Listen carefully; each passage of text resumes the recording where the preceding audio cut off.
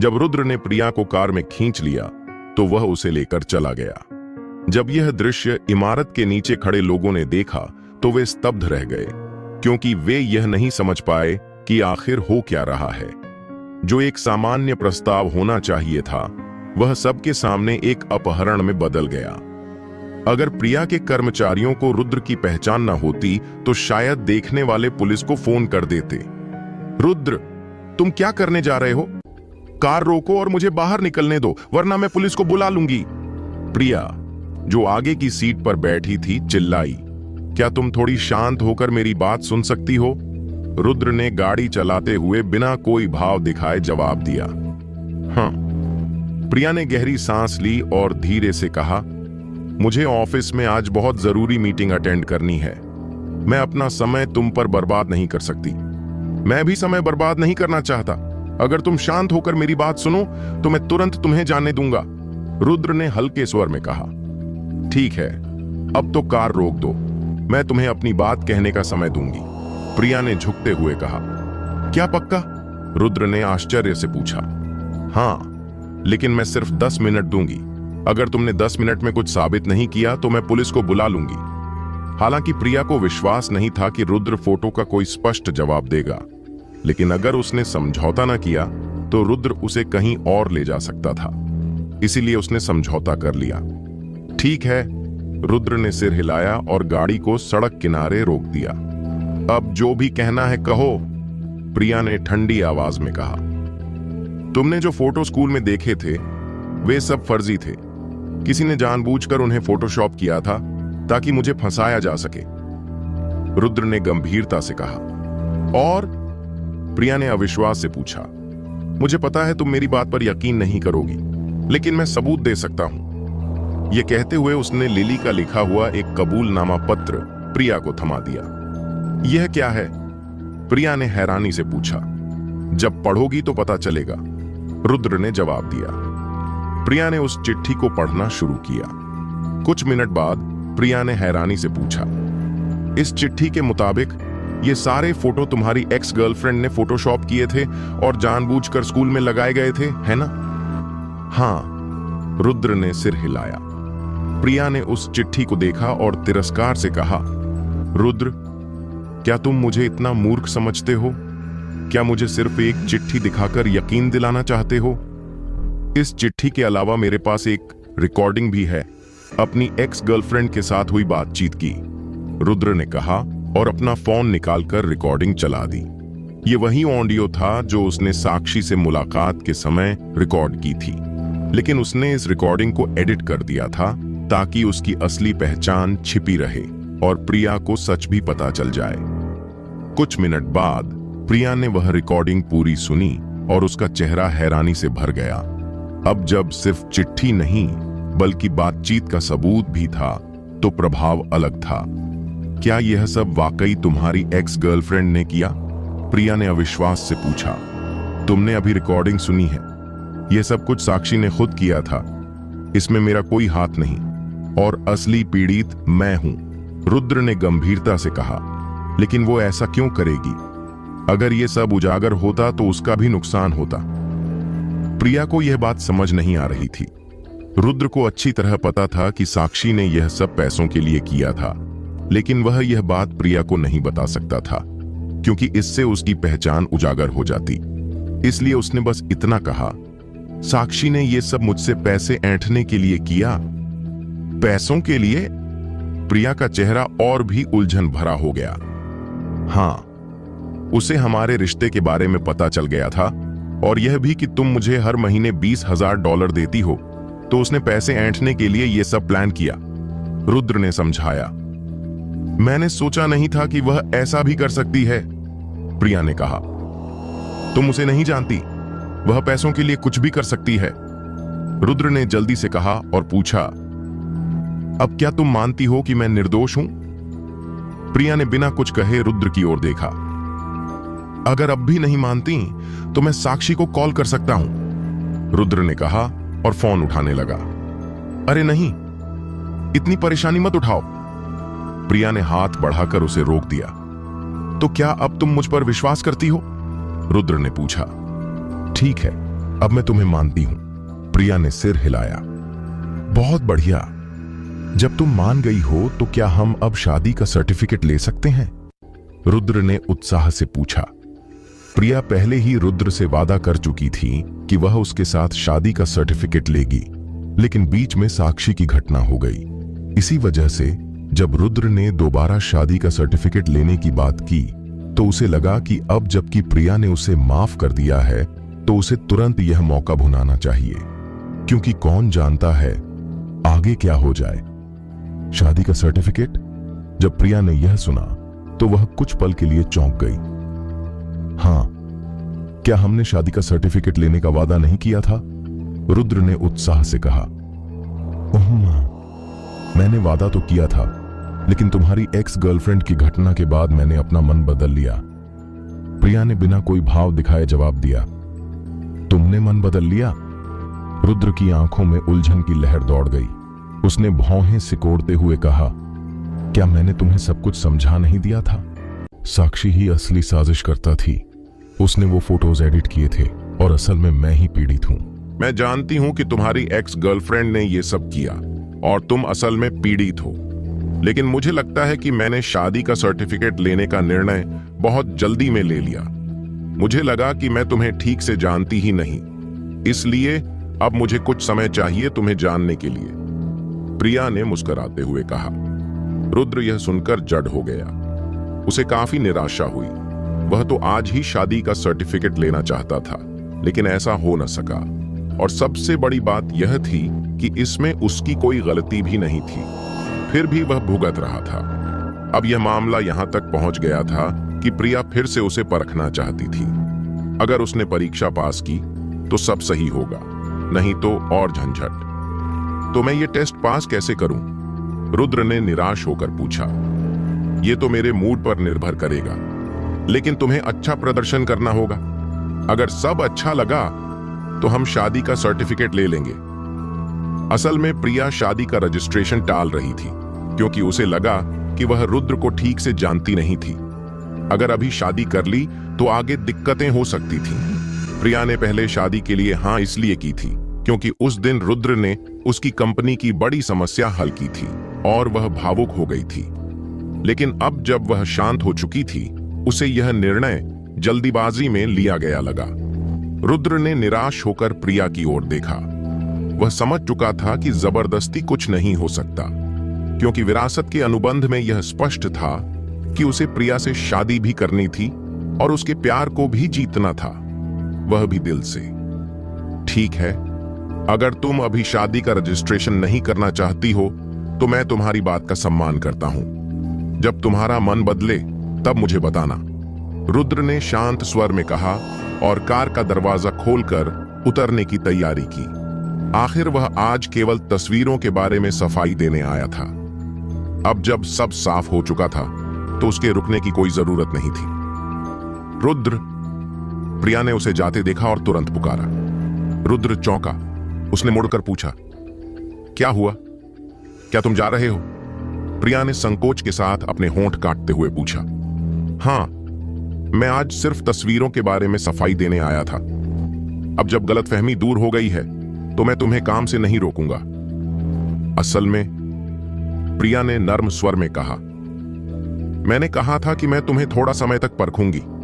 इसका मतलब ये नहीं कि मैं कुछ बुरा सोच रही हूं, बस मुझे लगता है कि हम एक दूसरे को ठीक से नहीं जानते। रुद्र ने उसकी मंशा को समझते हुए धीरे से सिर हिलाया। मैं समझता हूं, इस बार मेरी गलती थी। मैंने सच जाने बिना तुम्हें गलत समझा, इसलिए मैंने सोचा कि तुम्हें एक खाने पर बुलाऊं। प्रिया ने संकोच के साथ कहा। तुम मुझे डिनर पर ले जाना चाहती हो? रुद्र चौंक गया। हाँ, मैं एक प्राइवेट रेस्टोरेंट जानती हूं जो अच्छा है, लेकिन कभी वहां जा नहीं पाई। आज फुर्सत है तो तुम्हें वहां ले जाती हूं, प्रिया ने मुस्कुराते हुए कहा। लेकिन तुमने कहा था कि ऑफिस में एक बहुत जरूरी मीटिंग है, रुद्र ने धीरे से पूछा। अरे हाँ, प्रिया ने हल्की सी हंसी के साथ जवाब दिया। असल में वो मीटिंग इतनी जरूरी भी नहीं है। कब होती है इससे फर्क नहीं पड़ता। पहले चलो तुम्हें खाना खिलाती हूं, मीटिंग दोपहर में भी कर सकती हूं। ठीक है फिर, रुद्र तुरंत मान गया। वैसे भी उसके पास कोई काम नहीं था और प्रिया ने खुद बुलाया था तो वह मना क्यों करता। चलो स्मृतिपुर चलते हैं, मेरा दोस्त जिस रेस्टोरेंट की बात कर रहा था वह वहीं है, प्रिया ने कहा जैसे ही रुद्र कार में बैठा। ठीक है, रुद्र ने सिर हिलाया और सीधे स्मृतिपुर की ओर गाड़ी मोड़ दी। 10 बजे सुबह रुद्र ने प्रिया को स्मृतिपुर तक गाड़ी चलाकर ले गया। स्मृतिपुर मुंबई के उत्तर पूर्व में स्थित था। यह एक पुराना इलाका था जिसकी 100 साल की इतिहास थी। यहां ज्यादातर इमारतें औपनिवेशिक शैली की थीं। यहां कई पर्यटक आते थे, लेकिन स्मृतिपुर की लोकेशन ज्यादा अच्छी नहीं होने की वजह से इसका वाणिज्यिक विकास बाकी जगहों की तुलना में काफी पिछड़ा हुआ था। रुद्र ने कार को पुराने शहर के पास पार्किंग में खड़ा किया और प्रिया के साथ शहर के अंदर चलने लगा। इस वक्त रुद्र और प्रिया साथ साथ चल रहे थे, जैसे कोई प्रेमी युगल हो। प्रिया आज अच्छे मूड में थी, इसलिए वह समय समय पर रुद्र से बातें करती रहती। इसके अलावा प्रिया आज बहुत ही आकर्षक तरीके से सजी हुई थी और उसकी आकृति भी बहुत मनमोहक लग रही थी। जब वह पुराने शहर की गलियों में चल रही थी तो कई लोगों का ध्यान उस पर तुरंत आकर्षित हो गया, लेकिन जब लोगों ने देखा कि रुद्र उसके साथ है तो उनकी आंखों में हैरानी की चमक दिखी। रुद्र को पता था कि लोग किस बात पर आश्चर्यचकित हैं, लेकिन उसे ज्यादा फर्क नहीं पड़ा क्योंकि वह ऐसे नजारों का आदी था। जिस प्राइवेट रेस्टोरेंट की मैं बात कर रही थी वह थोड़ा आगे है। कुछ मिनट चलने के बाद प्रिया ने पास ही एक रेस्टोरेंट की ओर इशारा किया और रुद्र से कहा, चलो अंदर चलते हैं। रुद्र ने हल्के से सिर हिलाया और प्रिया के पीछे पीछे रेस्टोरेंट की ओर बढ़ा, लेकिन जैसे ही वे रेस्टोरेंट में जाने ही वाले थे, वहां से एक खूबसूरत महिला बाहर निकली। रुद्र उसे देखकर ठिठक गया और उसके चेहरे पर हैरानी साफ झलक रही थी। उस महिला का नाम अवनी था, जो हाल ही में रुद्र से ब्रेकअप कर चुकी एक फेमस इंटरनेट सेलिब्रिटी थी। अवनी के साथ एक मध्य आयु की महिला भी थी जो उससे काफी बड़ी लग रही थी। उस महिला ने अवनी से कुछ बात करते हुए गुस्से में दिख रही थी। अवनी आज बहुत ही कूल और सेक्सी कपड़ों में थी। उसने सफेद रंग की लोकट स्पैगेटी स्ट्रैप टॉप पहनी थी जो उसके हुस्न को उभार रहा था। उसने शॉर्ट स्कर्ट पहनी थी और उसकी 2 पतली और गोरी टांगें सबके सामने साफ नजर आ रही थीं, जो बहुत आकर्षक लग रही थीं। लेकिन रुद्र का मन अवनी की खूबसूरती देखने में नहीं लगा, क्योंकि वह जानता था कि अवनी ने कभी भी नियमों के अनुसार नहीं खेला। अगर अवनी उसे प्रिया के साथ देख लेती तो कौन जाने वह किस मुसीबत में डाल दे। इसलिए थोड़ी देर हिचकिचाने के बाद रुद्र तेजी से पीछे मुड़ा और अवनी को देखे बिना ही कोने की ओर चल दिया। प्रिया, जो आगे चल रही थी, यह नहीं जानती थी कि रुद्र पहले ही गायब हो चुका है। अवनी को भी शायद रुद्र का पता नहीं चला था। वह उस मध्य आयु की महिला के साथ सफेद कार में बैठ गई। हुआ जब रुद्र ने सफेद कार को धीरे धीरे जाते देखा तो उसने राहत की सांस ली। वह चुपचाप अंदर से सोचने लगा कि अगर उसने जल्दी रिएक्ट न किया होता तो अवनी से टकराने पर बड़ी परेशानी हो सकती थी। रुद्र को यह नहीं पता था, लेकिन जैसे ही वह कोने से बाहर निकला, अवनी जो कार में बैठी थी अनायास पीछे मुड़ी और पीछे देखा। जब अवनी ने रुद्र को कोने से बाहर निकलते देखा तो उसके चेहरे पर एक रहस्यमय मुस्कान आई। उसने धीरे से कहा, रुद्र, तुम सच में मुझसे छुप रहे थे, है ना? देखना बाद में तुम्हारे साथ क्या करती हूं। अवनी, तुम क्या बक रही हो? उस मध्य आयु की महिला ने उलझन भरे चेहरे के साथ पूछा। कुछ नहीं, अवनी ने हल्के से सिर हिलाया। वहीं दूसरी ओर अवनी के कार से जाने के बाद रुद्र सीधे रेस्टोरेंट में चला गया। इस वक्त प्रिया को भी पता चला कि रुद्र गायब हो गया है, तो वह जल्दी से बाहर भागी। जब उसने रुद्र को आते देखा तो उसने बड़ी राहत की सांस ली और डांटते हुए पूछा, रुद्र, तुम कहां गए थे? मुझे लगा तुम खो गए हो। मैं बच्चा नहीं हूं कि खो जाऊं। अभी अभी एक पुराने क्लासमेट से मिला था तो थोड़ी बातें कर रहा था, रुद्र ने नरम आवाज में जवाब दिया। ओह, ठीक है। प्रिया ने ज्यादा बात नहीं की और रुद्र को घसीटते हुए रेस्टोरेंट में ले गई। इस वक्त रुद्र बहुत खुश था, क्योंकि उसे महसूस हो रहा था कि प्रिया उसकी परवाह कर रही है। रुद्र के लिए ऐसी चिंता बहुत कीमती थी। आखिर उसके आसपास कई दोस्त थे, लेकिन बहुत कम लड़कियां वास्तव में उसकी इतनी परवाह करती थीं। रेस्टोरेंट में जाकर रुद्र और प्रिया एक कोने में बैठ गए। रुद्र शिष्टाचार दिखाते हुए प्रिया को ऑर्डर करने दिया। प्रिया खुशी खुशी मेन्यू लेकर तुरंत ऑर्डर करने लगी। फिर उसने रुद्र के लिए ऐसे व्यंजनों के नाम बताए जो उसने पहले कभी नहीं सुने थे। रुद्र ने प्रिया को ऑर्डर करते देखा और खुद को थोड़ा भाग्यशाली समझा। अगर मेन्यू रुद्र के पास होता तो वह नहीं जानता था कि क्या ऑर्डर करे। ठीक है, अभी इतना ही। प्रिया ने धीरे से मेन्यू बंद किया और वेटर की तरफ देखा। ठीक है, कृपया थोड़ा इंतजार करें। वेटर ने आदर से जवाब दिया और रुकते हुए चला गया। वेटर के जाने के बाद अब डिशों के आने का इंतजार था। यह पहली बार था जब रुद्र अकेले प्रिया के साथ बाहर खाना खाने गया था, इसलिए उसे पता नहीं था कि उससे क्या बात करे। लड़कियों की तरह प्रिया भी खुद ही बात शुरू नहीं कर रही थी, इसलिए माहौल थोड़ा अजीब हो गया। तो तुम्हारी कंपनी हाल ही में कैसी चल रही है? रुद्र ने बहुत सोचने के बाद एक अच्छा विषय सोचा और प्रिया से धीरे से पूछा। प्रिया ने रुद्र की बात सुनकर अपने होंठ मुस्कुराने को मोड़ लिए। वह बहुत आकर्षक लग रही थी। तुम क्यों मुस्कुरा रहे हो? रुद्र ने प्रिया की मुस्कुराहट देखकर पूछ ही लिया। इतना सोचने के बाद भी यही सब सोच पाया? प्रिया ने नरम आवाज में रुद्र से पूछा। रुद्र ने शर्माते हुए सिर खुजलाया। मैं लड़कियों से कम बातें करता हूं, इसलिए पता नहीं क्या कहूं। ऐसा कैसे? तुम्हारी तो एक गर्लफ्रेंड थी ना, और माया से सुना है कि तुम्हारे आसपास कई लड़कियां हैं। फिर कैसे पता नहीं चलता कि लड़कियों से क्या बात करनी है? प्रिया ने उलझन में पूछा। माया की बातें मत सुनो। जन्म से अब तक मेरी सिर्फ एक ही गर्लफ्रेंड रही है। रुद्र ने मजबूर होकर जवाब दिया। ओह, प्रिया ने सिर हिलाया और कहा, मेरी कंपनी की स्थिति अभी काफी अच्छी है। पिछले बार मिस्टर नेहाल ने हमारी कंपनी में 10 करोड़ निवेश किए और कुछ पार्टनर्स भी मुझे मिले। मेरी राय है कि 1 साल से भी कम समय में हमारी कंपनी नुकसान से मुनाफे पर आ जाएगी। यह तो अच्छी बात है। रुद्र ने हल्की मुस्कान दी। उसे लगा नेहाल बहुत समझदार था। उसने प्रिया को पार्टनर्स से मिलवाया। आजकल के समय में संबंध पैसे से ज्यादा महत्व रखते हैं। मैं तुम्हारा सही से धन्यवाद नहीं कर पाई। आखिरकार अगर तुम मिस्टर नेहाल से नहीं मिले होते तो मेरी कंपनी शायद अब तक दिवालिया हो चुकी होती।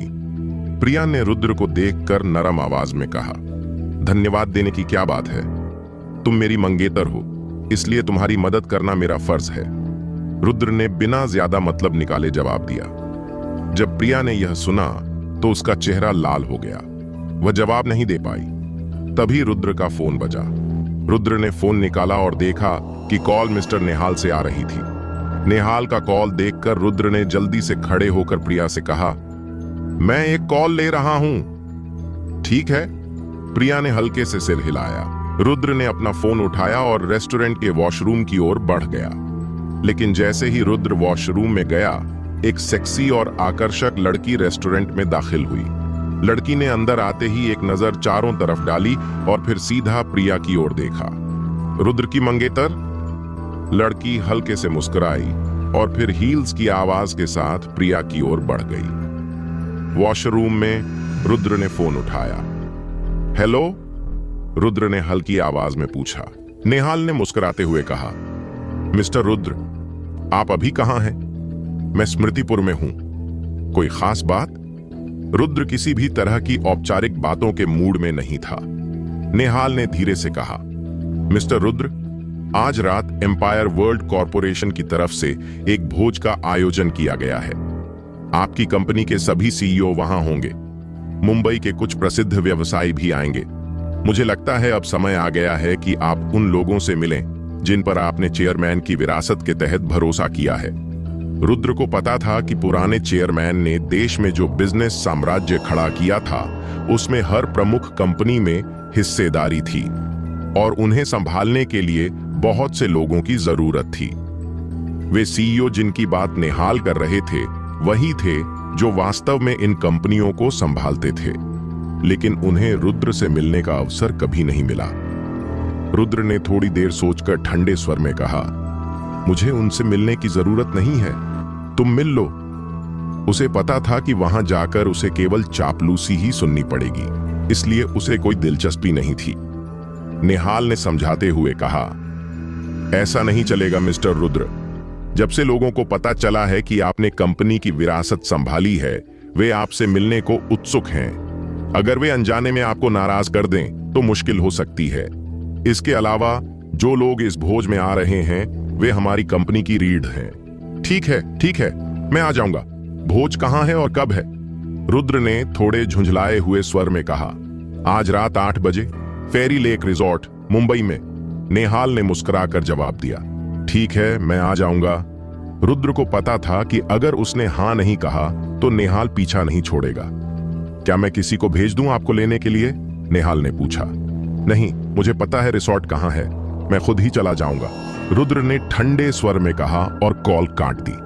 कॉल खत्म करने के बाद रुद्र वॉशरूम से निकला और प्रिया के पास लौट गया। लेकिन जैसे ही वो अपनी सीट पर पहुंचा वो चौंक गया। अवनी, तुम वापस क्यों आ गई? रुद्र थोड़े घबराकर बोला। उस समय एक लड़की रुद्र की सीट पर बैठी थी और वो कोई और नहीं बल्कि अवनी थी, वही लड़की जो कुछ देर पहले ही रेस्टोरेंट से जा चुकी थी। अवनी और प्रिया आपस में बात कर रही थीं और प्रिया काफी खुश लग रही थी। अवनी फिर से क्यों आई? अब क्या चाहती है ये? रुद्र ने दांत भींचते हुए सोचा और उसकी ओर बढ़ा। रुद्र, तुम वापस आ गए? प्रिया ने उसे आते देखा तो हाथ हिलाया। हाँ, रुद्र ने सिर हिलाया और कुछ पूछने ही वाला था कि अवनी ने पहले ही बोलना शुरू कर दिया। प्रिया, ये कौन है? अवनी ने रुद्र की ओर इशारा करके पूछा। अवनी, ये मेरे मंगेतर हैं, रुद्र, प्रिया ने मुस्कुराते हुए जवाब दिया। फिर रुद्र की ओर मुड़कर कहा, रुद्र, ये मिस अवनी हैं, ये इस प्राइवेट रेस्टोरेंट की शेयर होल्डर हैं। Share holder? रुद्र इस बातचीत से पूरी तरह उलझन में पड़ गया। उसे तो अच्छी तरह से अवनी के बारे में पता था, फिर वह ऐसे बर्ताव क्यों कर रही थी जैसे उसे जानती ही नहीं। जब प्रिया ध्यान नहीं दे रही थी, अवनी ने रुद्र की ओर आंख मारी और मुस्कुराकर बोली, मिस्टर रुद्र, ये रेस्टोरेंट मेरी और मेरी दोस्त की मिल्कियत है। मिस प्रिया के साथ बात करके बहुत अच्छा लगा। आज का खाना 50% डिस्काउंट में रहेगा। तुम? रुद्र कुछ बोलना ही चाहता था, लेकिन उससे पहले ही अवनी ने प्रिया से कहा, मिस प्रिया, मुझे अब जाना है, कुछ काम है। ठीक है, प्रिया ने सिर हिलाया। अवनी ने रुद्र को एक रहस्यमयी मुस्कान दी और फिर रेस्टोरेंट से बाहर चली गई। अब ये लड़की चाहती क्या है? रुद्र ने उसके जाते हुए पीछे देखते हुए बड़बड़ाया। रुद्र, क्या कर रहे हो? आओ बैठो, नहीं तो खाना ठंडा हो जाएगा, प्रिया ने कहा। रुद्र जब होश में आया तो जल्दी से बोला, प्रिया, वो लड़की कौन थी? मुझे भी नहीं पता, बस अचानक आई, मुझसे पूछा कि क्या मैं कॉस्मेटिक्स बनाती हूं, फिर कहने लगी कि वो हमारे प्रोडक्ट की लॉयल यूजर है। बस वहीं से बातचीत शुरू हो गई। प्रिया ने सहजता से जवाब दिया। क्या उसने कुछ अजीब कहा? रुद्र ने फिर पूछा। नहीं, हमने बस कॉस्मेटिक्स की बात की। प्रिया ने हल्के से सिर हिलाया, फिर रुद्र की ओर देखा और मुस्कुराते हुए बोली, तुम इतने घबराए हुए क्यों लग रहे हो? क्या तुम उसे जानते हो? नहीं, मैं नहीं जानता, रुद्र ने बिना सोचे जवाब दिया। तो फिर इतने नर्वस क्यों हो? प्रिया ने आश्चर्य से पूछा। मुझे लगा कहीं वो कोई फ्रॉड न हो, रुद्र ने लापरवाही से कहा। कैसे हो सकती है? वो इस रेस्टोरेंट की शेयर होल्डर है। तो फिर ठीक है, रुद्र ने हल्की मुस्कान दी और कुर्सी पर बैठकर खाना खाने लगा। पर अब वह अंदर से परेशान था। उसे समझ ही नहीं आ रहा था कि अवनी ने खुद को अनजान क्यों दिखाया और प्रिया के पास क्यों आई। उसकी असली मंशा क्या थी? पहले तक रुद्र बहुत अच्छा महसूस कर रहा था, लेकिन अब उसे संदेह होने लगा था। प्रिया ने भी रुद्र के अजीब व्यवहार को नोटिस किया, लेकिन उसने कुछ नहीं कहा। वह बस खाना खाती रही। इसी समय रुद्र का फोन अचानक वाइब्रेट करने लगा। रुद्र ने जल्दी से अपना फोन निकाला और देखा कि वो अवनी का फेसबुक मैसेज था। रुद्र ये देखकर दंग रह गया। क्या ये लड़की पागल हो गई है? रुद्र ने मन ही मन गुस्से में कहा। वो सच में नहीं समझ पा रहा था कि अवनी आखिर चाहती क्या है। जब प्रिया ने रुद्र का चेहरा देखा तो वह धीरे से पूछ बैठी, क्या हुआ? ना, कुछ नहीं। रुद्र ने तुरंत फोन छिपा लिया और उस पागल लड़की से बात करने का मन नहीं किया। हालांकि प्रिया को समझ आ गया कि कुछ गड़बड़ है, लेकिन उसने ज्यादा कुछ नहीं पूछा। वह बहुत समझदार लड़की थी। उसे पता था कि रुद्र इस समय बताना नहीं चाहता, और अगर वो पूछेगी भी तो रुद्र कुछ नहीं बताएगा। रुद्र, तुम्हारे स्कूल की गर्मी की छुट्टियां जल्द शुरू होने वाली है ना? प्रिया ने थोड़ी देर चुप रहने के बाद नरम स्वर में पूछा। हाँ, शायद आधे महीने में शुरू हो जाएंगी। रुद्र ने कुछ सोचते हुए जवाब दिया। तो गर्मी की छुट्टियों में तुम मेरे साथ मेरे होम टाउन चलोगे? प्रिया ने थोड़ी झिझकते हुए पूछा। तुम्हारे साथ तुम्हारे होम टाउन? रुद्र चौंक गया। उसने मन ही मन सोचा कि शायद प्रिया उसे अपने माता पिता से मिलवाना चाहती है। हाँ, आधे महीने बाद मेरे दादा का 90वां जन्मदिन है। उस समय मेहरा फैमिली के कई रिश्तेदार वहां होंगे।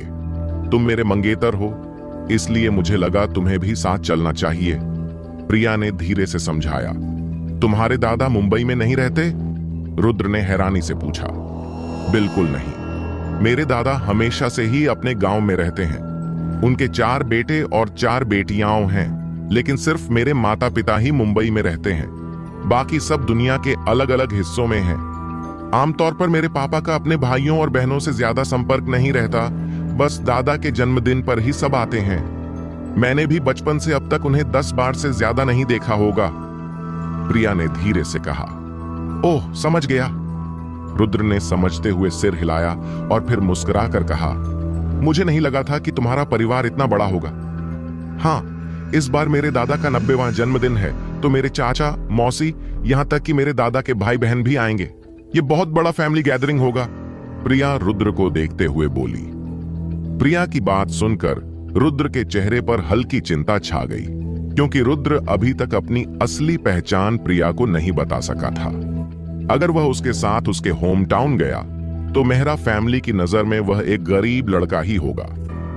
रुद्र इस बात से ही खुश था कि प्रिया ने उसे साथ चलने को कहा, लेकिन वह नहीं चाहता था कि उसकी वजह से प्रिया को शर्मिंदगी झेलनी पड़े। इसलिए उसने थोड़ी देर सोचकर धीरे से कहा, यह तुम्हारा पारिवारिक कार्यक्रम है, मुझे वहां जाना शायद ठीक नहीं रहेगा। तुम मेरे मंगेतर हो, तुम्हें मेरी फैमिली से कभी ना कभी मिलना ही पड़ेगा। वैसे भी सभी को पता है कि मेरी सगाई हो चुकी है। प्रिया ने धीरे से कहा। ठीक है, फिर मैं तुम्हारे साथ चलूंगा। रुद्र ने देखा कि प्रिया का मन बना हुआ है और मना करना ठीक नहीं लगेगा, इसलिए वह सहमत हो गया। मैं परसों अपने होम टाउन के लिए निकल रही हूं, क्या मैं तुम्हारे लिए किसी को भेज दूं? प्रिया ने जल्दी से कहा। नहीं, इतनी तकलीफ की क्या जरूरत है? तुम्हारा घर कहां है? मैं खुद आ जाऊंगा। रुद्र ने सहजता से जवाब दिया। ठीक है, मेरा घर मेहरा इस्मीरा में है। क्या तुमने इस जगह का नाम सुना है? प्रिया ने नरम स्वर में पूछा। हाँ, सुना है। वो जगह मुंबई से ज्यादा दूर नहीं है, मैं खुद कार से वहां पहुंच जाऊंगा। रुद्र ने सिर हिलाते हुए कहा। ठीक है, फिर तय हो गया। जब तुम पहुंचो मैं तुम्हें ले लूंगी, प्रिया ने मुस्कुराते हुए कहा। रुद्र ने प्रिया का मुस्कुराता चेहरा देखा और उसके मन में कई भाव उमड़ने लगे। प्रिया की बातों से साफ था कि उसके दादा के जन्मदिन पर बहुत सारे रिश्तेदार और दोस्त आने वाले थे और रुद्र वहां प्रिया के मंगेतर के रूप में जाएगा। उस समय मेहरा फैमिली निश्चित रूप से उसे तुच्छ समझेगी, इसलिए रुद्र को चिंता थी कि कहीं कुछ गलत न हो जाए। अगर प्रिया की जगह कोई और लड़की होती तो रुद्र को कोई चिंता नहीं होती।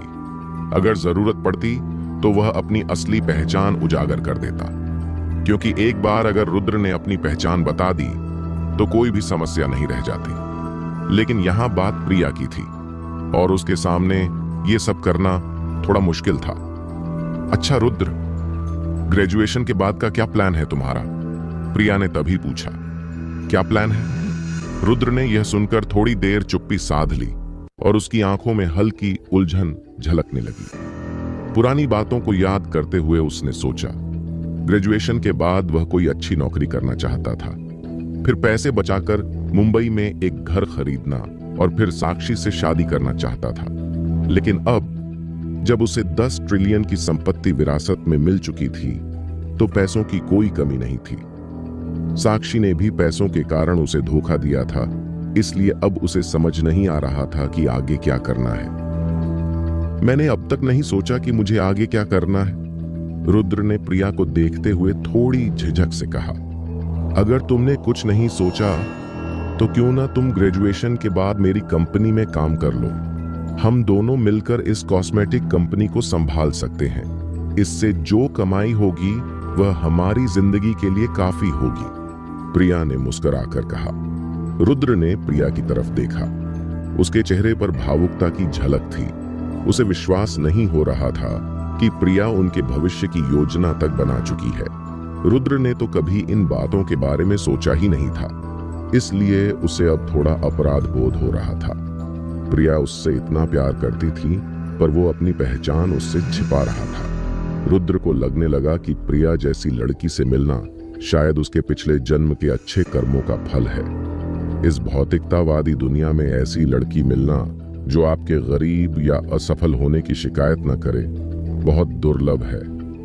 अगर मैं अभी तुम्हें बता दूं कि मैं असल में बहुत अमीर हूं, तो तुम्हारा रिएक्शन क्या होगा? रुद्र ने थोड़ी हिचक के साथ प्रिया से धीरे से पूछा। क्या तुम सच में अमीर हो? रुद्र की बात सुनकर प्रिया कुछ पल के लिए चौंक गई। उसकी आंखों में हल्की सी उलझन दिखी। हाँ, अगर मैं एक अमीर घराने का वारिस होता, जिसके पास इतना पैसा होता कि खत्म ही ना हो, तो तुम्हारा क्या रिएक्शन होता? रुद्र ने मजाकिया अंदाज में दोहराया। रुद्र ने यह बात प्रिया से इसीलिए कही ताकि वो ये परख सके कि अगर प्रिया को उसकी असली पहचान का पता चलता तो उसकी प्रतिक्रिया क्या होती। तुम मुझसे ऐसा सवाल क्यों पूछ रहे हो? प्रिया ने हैरानी से पूछा। बस यूं ही थोड़ी जिज्ञासा थी, रुद्र मुस्कुराते हुए बोला। अगर तुम एक अमीर घराने से हो तो इसका मतलब है कि तुमने मुझसे झूठ बोला है और मैं तुम्हें कभी माफ नहीं करूंगी, प्रिया ने गंभीरता से जवाब दिया। रुद्र ये सुनकर सन्न रह गया। उसे उम्मीद नहीं थी कि प्रिया इतनी सीधी और स्पष्ट होगी। आमतौर पर अगर कोई लड़का किसी लड़की के सामने खुद को अमीर दिखाने की एक्टिंग करता है और फिर सच्चाई सामने आती है तो लड़की गुस्से में ब्रेकअप कर देती है। लेकिन अगर कोई सच में अमीर हो और गरीब बनकर सामने आए और लड़की को बाद में पता चले तो ज्यादातर लड़कियां खुश होकर उसके साथ ही रहना चाहेंगी। पर प्रिया का जवाब पूरी तरह उल्टा था। रुद्र ने फिर पूछा, अगर मैं सच में अमीर होता तब भी तुम मुझसे ब्रेकअप कर दोगी? हाँ, मुझे फर्क नहीं पड़ता कि तुम अमीर हो या नहीं। अगर तुमने मुझसे झूठ बोला है तो मैं माफ नहीं कर सकती। प्रिया ने रुद्र की तरफ गंभीरता से देखा और कहा। प्रिया की बात सुनकर रुद्र का चेहरा उतर गया। अब उसे समझ नहीं आ रहा था कि वो अपनी असलियत प्रिया को कैसे बताए। क्या तुम सच में किसी अमीर घराने से हो? प्रिया ने थोड़ी देर चुप रहने के बाद नरम लहजे में पूछा। क्या मैं ऐसा दिखता हूं? रुद्र ने मुस्कुराते हुए जवाब दिया। जब तुमने नेहाल को हमारी कंपनी में बुलाया था तब मुझे शक हुआ था, क्योंकि हर कोई ऐसे व्यक्ति को नहीं बुला सकता। लेकिन फिर भी मुझे नहीं लगा कि तुम कोई अमीर वारिस हो। अगर तुम होते तो हर महीने मुझसे खर्चों के लिए पैसे क्यों मांगते? प्रिया ने धीरे से कहा। रुद्र सिर्फ मुस्कुराया, कुछ नहीं बोला। उसके दिमाग में यही चल रहा था कि वो प्रिया को सच्चाई कैसे बताए। अगर तुम मेरी कंपनी में काम नहीं करना चाहते तो कोई बात नहीं, मैं तुम्हें पैसे दे सकती हूं ताकि तुम कुछ अपना शुरू कर सको। प्रिया ने माहौल बदलने की कोशिश की, यह सोचकर कि शायद उसकी बातों से रुद्र को बुरा लगा हो। नहीं, मुझे तुम्हारी कंपनी में काम करना ठीक लग रहा है, हम साथ में प्रिया कॉस्मेटिक्स चलाएंगे, रुद्र ने कहा। ठीक है। प्रिया ने खुशी से सिर हिलाया और खाना खाने लगी। वहीं रुद्र ने प्रिया को बहुत ही स्नेह से देखा। अब जाकर उसे एहसास हुआ कि शायद वो सच में प्रिया से प्यार करने लगा है। जब रुद्र ने पहली बार प्रिया को देखा था तब वो बस उसकी खूबसूरती से प्रभावित हुआ था, लेकिन भावनाएं नहीं थीं। वो उससे शादी इसलिए करना चाहता था ताकि वो 10 ट्रिलियन रुपये की विरासत को हासिल कर सके। इसी वजह से उसने कभी दूसरी लड़कियों की तरफ ध्यान नहीं दिया। लेकिन अब जब प्रिया का व्यवहार और सच्ची भावना सामने आई तो उसे चिंता होने लगी कि वह सब कुछ कैसे समझाए। आधी घंटा बीत चुका था। प्रिया ने रुद्र के साथ खाना खाया और फिर रेस्टोरेंट से निकल गई। रुद्र के लिए यह खाना काफी तनावपूर्ण रहा। पहले अवनी का अचानक आना और फिर प्रिया की बातें उसे बेचैन कर गईं। लेकिन फिर उसने सोचा कि अभी सच्चाई बताना ठीक नहीं होगा, कुछ न कुछ रास्ता जरूर निकलेगा। स्मृतिपुर से निकलने के बाद रुद्र ने प्रिया को उसकी कंपनी छोड़ा और फिर अकेले वहां से निकल गया। कंपनी से निकलते ही उसने फोन निकाला और अवनी का मैसेज याद आया। फेसबुक पर सिर्फ एक लाइन लिखी थी, रुद्र, मैं प्रिया को पाने के लिए तुमसे मुकाबला करने के लिए तैयार हूं। रुद्र कुछ नहीं समझ पाया। उसने थोड़ी देर सोचकर अवनी को कॉल कर दिया। फोन 2 बार बजा और अवनी ने उठाया। हेलो, अवनी की मादक आवाज सुनाई दी। तुमने जो मैसेज भेजा है उसका मतलब क्या है? रुद्र ने भौहें चढ़ाकर पूछा। जैसा लिखा है वैसा ही मतलब है, अवनी ने हल्के अंदाज में कहा। जैसा लिखा है, तुम प्रिया को पाने के लिए मुझसे मुकाबला करना चाहती हो, क्या मतलब है तुम्हारा? रुद्र ने झुंझलाते हुए पूछा। उसे लग रहा था कि अवनी हमेशा कोई ना कोई उलझाने वाली बात करती है। तुम भूल गए कि मैं कौन हूं? अवनी ने मुस्कुराकर कहा। कौन हो तुम? रुद्र थोड़ी देर चुप रहा, फिर पूछा। तुम भूल गए कि मैं लेस्बियन हूं? अवनी हंसते हुए बोली। तुम? रुद्र को एकदम समझ आ गया कि अवनी का इशारा क्या है। अवनी का मतलब था कि उसने प्रिया से प्यार कर लिया है। अवनी, मजाक मत करो। तुम्हारा लेस्बियन वाला ड्रामा तो बस लड़कों को रिजेक्ट करने का बहाना था, है ना?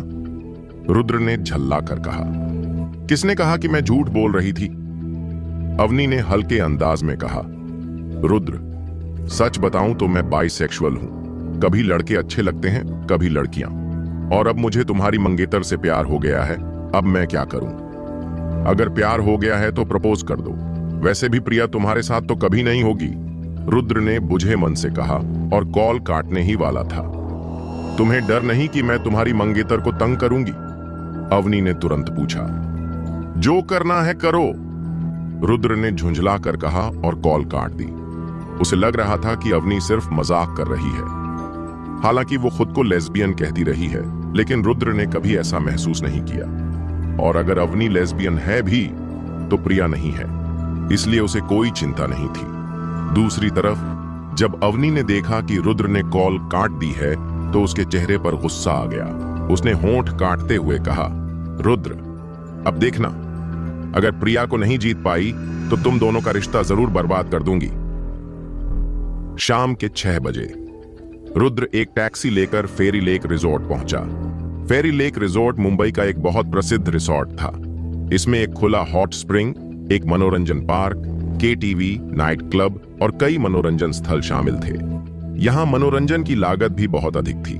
केवल एक टिकट की कीमत ही 2000 रुपये थी। अगर कोई यहां कुछ दिनों तक रुकना चाहे तो उसे कम से कम 1 लाख रुपये खर्च करने पड़ते, इसलिए यह आम लोगों के लिए नहीं था। जब रुद्र पहली बार मुंबई विश्वविद्यालय में पढ़ाई के लिए आया था तो उसने अपने सहपाठियों से इस रिसॉर्ट के बारे में सुना था। हालांकि उस समय रुद्र सिर्फ एक गरीब लड़का था जो खाना डिलीवर करता था। उसने कभी नहीं सोचा था कि एक दिन यह विला उसी का होगा। हाँ, ये सच है, ये फेरी लेक रिजॉर्ट भी रुद्र की संपत्ति में शामिल था। इस समय फेरी लेक रिजॉर्ट के बाहर पहले से ही महंगी और दुर्लभ गाड़ियां खड़ी थीं। इनमें सबसे सस्ती गाड़ी की कीमत 5 मिलियन रुपए से अधिक थी और कुछ की तो 10 मिलियन रुपए से भी अधिक। रुद्र जैसे ही कार से उतरा, उसने रिसॉर्ट के बाहर का नजारा देखा। प्रवेश द्वार पर 2 सफेद स्तंभ थे। सामने एक संगीतमय फव्वारा था और उसके पीछे एक घना जंगल। पूरा रिसॉर्ट हरे कोहरे और बादलों के बीच लिपटा हुआ लग रहा था, अत्यंत भव्य। अगर यह पहले वाला रुद्र होता तो वह इतनी भव्य जगह देखकर बहुत उत्साहित हो जाता, लेकिन अब रुद्र को इन चीजों में कोई दिलचस्पी नहीं थी। हेलो सर, कृपया अपना टिकट दिखाएं। जैसे ही रुद्र रिसॉर्ट के गेट पर पहुंचा, 2 काले यूनिफॉर्म पहने सिक्योरिटी गार्ड्स ने उसे रोक लिया और बिना भाव के बोले, टिकट? रुद्र थोड़ी देर के लिए चौंक गया और भ्रमित होकर पूछा, माफ कीजिए सर, बिना टिकट के आप रिसॉर्ट में प्रवेश नहीं कर सकते। सुरक्षा गार्ड ने उपेक्षा भरे लहजे में जवाब दिया। क्योंकि रुद्र के कपड़े थोड़े सादे थे और वह अमीर नहीं लग रहा था, इसीलिए गार्ड्स ने उसे घुसने से रोक दिया। अगर कोई बड़ा आदमी होता तो ये गार्ड झुककर स्वागत कर रहे होते। हाँ हाँ, रुद्र ने दोनों गार्ड्स की ओर देखा और मुस्कुरा दिया। उसे पता था कि ये लोग उसे नीचा समझ रहे हैं, लेकिन उसने उन्हें कुछ नहीं कहा। उसने अपना फोन निकाला और नेहाल का नंबर डायल किया। मिस्टर रुद्र, नेहाल ने तुरंत फोन उठाया। मैं फेरी लेक रिजॉर्ट के गेट पर हूं, किसी को मुझे लेने भेजो, रुद्र ने धीमे स्वर में कहा। ठीक है, मैं अभी किसी को भेजता हूं, नेहाल ने तत्परता से उत्तर दिया। रुद्र ने फोन काट दिया। गेट पर खड़े दोनों गार्ड्स अब रुद्र को आश्चर्य से देखने लगे। उन्हें लग रहा था कि रुद्र कोई साधारण आदमी नहीं है, लेकिन उसका पहनावा देखकर उन्हें फिर भी यकीन नहीं हो रहा था। रुद्र! इसी बीच पीछे से किसी जानी पहचानी आवाज ने उसका नाम पुकारा। रुद्र ने तुरंत पीछे मुड़कर देखा। वो माया मेहरा थी। हालांकि रुद्र को प्रिया के लिए अच्छी भावना थी, लेकिन माया के लिए नहीं, इसलिए उसने बात करने में कोई दिलचस्पी नहीं दिखाई। रुद्र, तुम यहां क्या कर रहे हो? माया अपने दोस्तों के साथ थी और हैरानी से पूछ रही थी। आखिर फेरी लेक रिजॉर्ट कोई आम जगह नहीं थी, यहां सामान्य लोग आ ही नहीं सकते। तुम यहां क्या कर रही हो? रुद्र ने सवाल के जवाब में उल्टा उससे ही पूछ लिया। मैं अपने दोस्तों के साथ मस्ती करने आई हूं, माया ने होंठ सिकोड़ते हुए जवाब दिया। ये लड़का कौन है? पता नहीं। माया, तुम ऐसे लूजर को कैसे जानती हो? हाँ, इसके कपड़े देखो, एकदम गरीब जैसा लग रहा है। ऐसी जगह आने की हिम्मत कैसे की? इसे तो शर्म आनी चाहिए। माया के साथ खड़ी सुंदर लड़कियां अब रुद्र को सिर से पांव तक घूर रही थीं और फिर आपस में धीमे स्वर में चर्चा करने लगी। रुद्र, तुम यहां क्या कर रहे हो? माया ने फिर जोर से पूछा। मैं भी थोड़ा मस्ती करने आया हूं, रुद्र ने बिना भाव के जवाब दिया। तुम भी मस्ती करने आए हो? रुद्र की बात सुनकर माया चौंक गई, फिर तिरस्कार भरे लहजे में बोली। रुद्र, क्या तुम झूठ बोलना बंद नहीं कर सकते? क्या तुम्हारे पास इतनी रकम है? तुम यहां वेटर बनने आए हो ना? माया की नजर में रुद्र, जिसकी जेब खर्च भी प्रिया देती है, के पास इस रिसॉर्ट में आने का पैसा कैसे हो सकता था? मेरे पास पैसा है या नहीं, ये तुमसे क्या मतलब? रुद्र ने झुंझलाकर जवाब दिया और सीधे आगे बढ़ गया। तुम... माया की आंखों में गुस्सा चमक उठा। माया, ये लड़का कौन है? हाँ माया, तुम ऐसे लड़के को कैसे जानती हो? माया के दोस्त उसके पास आकर पूछने लगे। ये मेरी कजिन की सगाई हो चुकी है इससे, माया ने बिना किसी भावना के जवाब दिया। यह सुनकर उसके दोस्तों के मुंह खुले के खुले रह गए। माया, तुम मजाक कर रही हो ना? ये लूजर तुम्हारी कजिन का मंगेतर है? हाँ, तुम्हारी कजिन तो मुंबई की सबसे अमीर और खूबसूरत लड़की मानी जाती है। माया, तुम झूठ बोल रही हो, ये लड़का तो उसकी लायक नहीं दिखता। प्रिया मुंबई में गोरी, अमीर और सुंदर लड़की के रूप में प्रसिद्ध थी। जब वो स्कूल में थी, कई अमीर लड़कों ने उसे प्रपोज किया था, लेकिन उसने सबको मना कर दिया था। माया के ये दोस्त खुद भी अमीर परिवारों से थे, इसलिए उन्होंने प्रिया का नाम सुना हुआ था। इसलिए जब उन्होंने सुना कि रुद्र प्रिया का मंगेतर है, तो वे स्तब्ध रह गए। मैं तुमसे झूठ क्यों बोलूंगी? माया ने बुरा सा मुंह बनाकर कहा। ये रुद्र सच में मेरी कजिन का फियांसे है। तुम्हारी कजिन ने ऐसे इंसान को फियांसे क्यों बनाया? उसकी अच्छी शक्ल के अलावा उसमें कोई और खासियत तो है नहीं। तुम्हारी कजिन सोच क्या रही थी? माया की एक दोस्त ने तुरंत पूछा।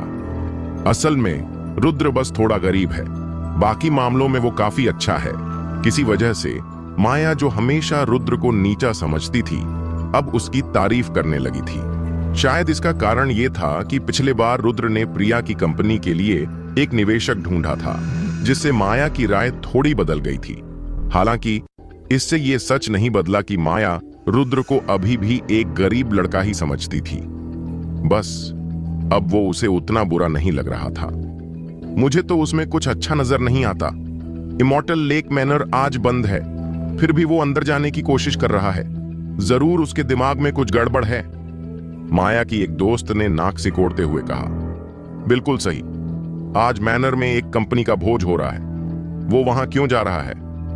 माया को अब ध्यान आया और वह जोर से रुद्र की ओर चिल्लाई, रुद्र, इमॉर्टल लेक मैनर में आज एक कंपनी का बैंक्वेट हो रहा है। आम मेहमानों को बाहर निकाल दिया गया है, तुम अंदर नहीं जा सकते। माया को लगा कि रुद्र टिकट खरीदने की कोशिश कर रहा है, इसलिए उसने उसे ये बात बताई। हालांकि उसे नहीं लगता था कि रुद्र इतना पैसा खर्च करने आया है, लेकिन शायद वह कुछ 1000 की टिकट तो खरीद ही सकता है। रुद्र ने माया की तरफ देखा और शांत स्वर में कहा, तुम दोनों नहीं जा सकते, इसका मतलब ये नहीं कि मैं भी नहीं जा सकता। माया रुद्र की बात सुनकर गुस्से से लाल हो गई और चिल्लाई, तुम्हें तो कोई बात समझ ही नहीं आती। माया रुद्र को सिर्फ भलाई में समझाने आई थी कि मैनर अब आम लोगों के लिए बंद है, लेकिन रुद्र की बातों ने उसे चिढ़ा दिया। माया, लगता है तुम्हारी कजिन का फियांसे सिर्फ गरीब ही नहीं बल्कि दिखावा करने वाला भी है। अंदर के स्टाफ ने कहा है कि आज रिजॉर्ट में कंपनी का बैंक्वेट है और सिर्फ शहर के बड़े सीईओज को ही अंदर जाने की इजाजत है, बाकी किसी को नहीं। और ये लड़का कह रहा है कि वो अंदर जा सकता है। हद है। माया से ठीक से न बनने वाली एक लड़की ने मजाक उड़ाते हुए कहा, बिल्कुल, ये तो पक्का दिखावा कर रहा है। अगर ये सच में अंदर जा सकता है तो इसका मतलब है कि ये वहां वेटर है, वरना इसे अंदर जाने का कोई हक नहीं। दूसरी लड़की ने जोड़ा, एक दूसरा भी तो पॉसिबिलिटी है, शायद ये लड़का ही वो वीआईपी है जिसे इमॉर्टल लेक मैनर आज रिसीव कर रहा है।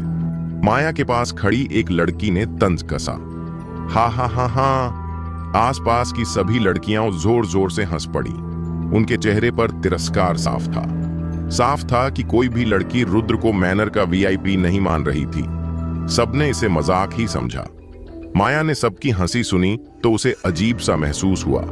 उसे लगने लगा कि ये लोग केवल रुद्र का ही नहीं बल्कि प्रिया और खुद उसका भी मजाक बना रहे हैं। ये शरारती रुद्र, हर जगह ये मेरे सामने क्यों आ जाता है, तंग कर दिया है। माया ने मन ही मन कोसा और फिर अपनी दोस्त से कहा, ठीक है, अब बस करो, चलो यहां से। माया को गुस्से में देखकर सब चुप हो गईं और सड़क की ओर बढ़ गईं।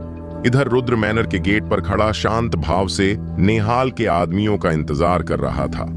उसका चेहरा पूरी तरह आराम से भरा था। आखिर इमॉर्टल लेक मैनर का मालिक वही तो था, यंग मास्टर रुद्र को 2 मिनट का इंतजार ही करना पड़ा। मैनर से एक काले सूट में मध्यम आयु का व्यक्ति भागता हुआ बाहर आया। रुद्र ने उसकी ओर देखा। चेहरे पर कोई खास भाव नहीं था। यंग मास्टर रुद्र, माफ कीजिएगा, मुझे थोड़ी देर हो गई, मुझे क्षमा करें, कृपया मेरी गलती को नजरअंदाज कर दीजिए। मध्यम आयु के व्यक्ति ने रुद्र से आदर के साथ कहा। गेट पर खड़े दोनों सुरक्षा गार्ड ये सब देखकर दंग रह गए। वे जानते थे कि ये व्यक्ति और कोई नहीं बल्कि इमॉर्टल लेक रिजॉर्ट का जनरल मैनेजर कामिश था। यह वही कामिश था जो डेप्यूटी मेयर के आने पर भी इतना घबराया नहीं था, लेकिन इस मामूली दिखने वाले रुद्र के सामने इतनी विनम्रता दिखा रहा था। यह किसी चमत्कार से कम नहीं था। रुद्र ने कामिश को ध्यान से देखा और शांत स्वर में पूछा, तुम इमॉर्टल लेक मैनर के प्रभारी हो? हाँ, मेरा नाम कामिश है और फिलहाल मैं मैनर का जनरल मैनेजर हूं। अच्छा, ठीक है। रुद्र ने हल्के में सिर हिलाया। यंग मास्टर रुद्र, बाहर बहुत गर्मी है, आइए अंदर चलकर बात करते हैं, कामिश ने झुकते हुए आदर से कहा। ठीक है। रुद्र ने कामिश की देर से आने की बात को तूल नहीं दी, क्योंकि उसने खुद नेहाल को यहां पहुंचने की कॉल थोड़ी देर पहले ही की थी। यंग मास्टर रुद्र, कृपया इस तरफ, कामिश ने आदर के साथ कहा और रुद्र को मैनर के अंदर ले गया। वहीं माया और उसकी दोस्त सड़क किनारे टैक्सी का इंतजार कर रही थी। उसी समय एक लड़की ने माया से कहा, माया, तुम्हारे कजिन का फियांसे तो सच में मैनर के अंदर चला गया। माया ने फौरन मुड़कर देखा और पाया कि रुद्र और कामिश मैनर के अंदर जा रहे थे। ये देखकर माया का मुंह खुला का खुला रह गया और उसने चौंक कर कहा, रुद्र सच में अंदर चला गया? बाकी सभी ने भी जब रुद्र को मैनर में जाते देखा तो उनके चेहरे पर हैरानी छा गई। सबकी आंखें हैरत से चौड़ी हो गईं। कुछ देर पहले ही मैनर के स्टाफ ने सभी आम पर्यटकों को बाहर कर दिया था। माया और उसके दोस्त भी उसी में शामिल थे और अब रुद्र मैनर के अंदर जा रहा था। क्या वो सच में उस बैंक्वेट का वीआईपी था? माया, तुम्हारी कजिन का फियांसे कौन है? वो अंदर कैसे जा सका? क्या वो सच में इमॉर्टल लेक मैनर का कोई विशिष्ट मेहमान है? माया की दोस्त ने धीरे से पूछा। मुझे भी नहीं पता। माया ने हैरानी में सिर हिलाया। अगर पहले की बात होती तो वो कभी विश्वास नहीं करती कि रुद्र जैसा गरीब लड़का इमॉर्टल लेक मैनर में प्रवेश कर सकता है। लेकिन पिछली घटना के बाद माया की राय रुद्र के बारे में थोड़ी बदल गई थी। उसे लगा कि शायद रुद्र उतना बुरा नहीं है जितना वो सोचती थी। शायद वो सिर्फ एक साधारण गरीब छात्र नहीं